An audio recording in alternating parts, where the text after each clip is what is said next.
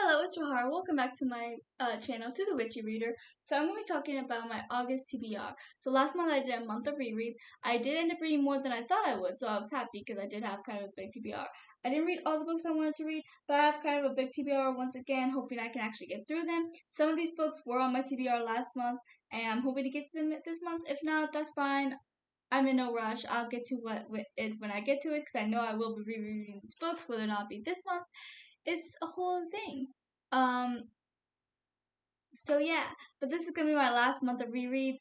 For now, just because I have a whole other idea planned for September and October, I decided to do this whole theme for apparently right now because I know in June I had Pride Month, July and August apparently my months of reread. September I want to be all indie, so that's gonna be fun because I have a lot of indie books I still want to read, and then October I want to have a horror kind of esque vibe and maybe some mystery. We'll see, depending on how many horror books I have on my list. Um, and if I don't have that as many as I thought, then maybe I'll add some mystery, but we shall see. But yeah, so as of right now, still a month of rereads. So these were on my TBR last month. I did not get to them, but I do plan to get to them because I am very excited to reread them. And that is Oathkeeper on the Other Hand by Ellie Lieberman and Water's Edge by Lieberman, book one of the Uncanny Encounters. Both these books I absolutely love, and I'm so excited to reread them. And this will be my first time reading their physical copy, so I'm definitely going to tab them, and I'm excited for it because y'all know me. And this is one of my favorite authors ever. The only other author I love as much as Ellie Lieberman is probably Erin Hunter. So yeah, definitely highly recommend all Ellie Lieberman books. I'm very excited to dive in and read these again because I so enjoyed them the first time. And then this was also on my TBR last month. The Effigies trilogy, another reread that I've read probably a dozen times at least. I apparently never finished tabbing them though. I don't know why. Maybe I started rereading them, but then I never finished my reread, so I never was able to tab them. Because this book only has its for like halfway, if even, and then the other two don't have tabs at all. So I don't know what happened to me. But yeah, I do plan to reread these and tab them because they need to be tabbed. But I'm excited to reread this because it's such an interesting story about Maya who finds out she's the fire effigy because there are 4 effigies, one for each element, and when one of them dies, a new fire effigy is brought up, and it's kind of the esque where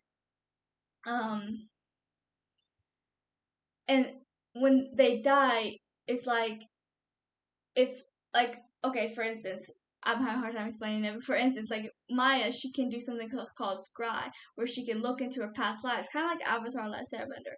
So, um, whoever was the fire effigy before her, she can scry and look into her and all the other previous fire effigies' past and memories, which is really interesting.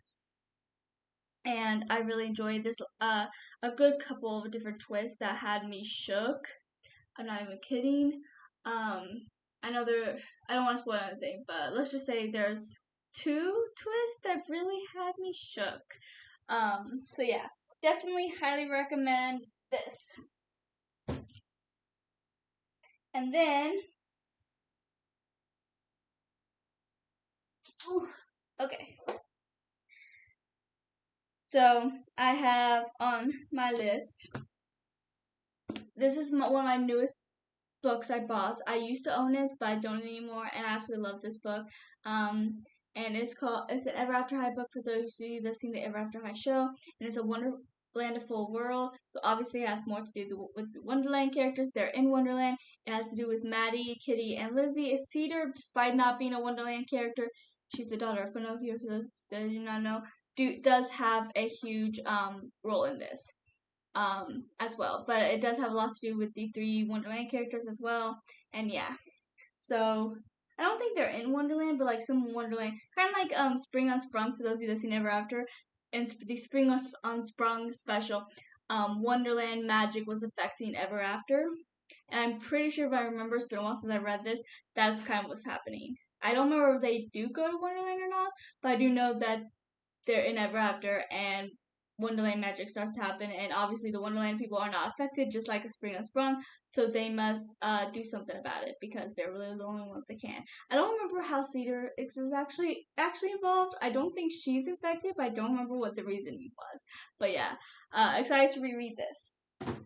And then I have Bewitched and Oz duology, another one of my absolute favorites that I was able to rebuy and have it on my shelves again because I missed this duology. I'm obsessed with it, and I'm very excited to reread it. It's about magic has been outlawed in Oz, and Ziri and her two friends. Now I'm questioning my entire life. Anyways, her and her friends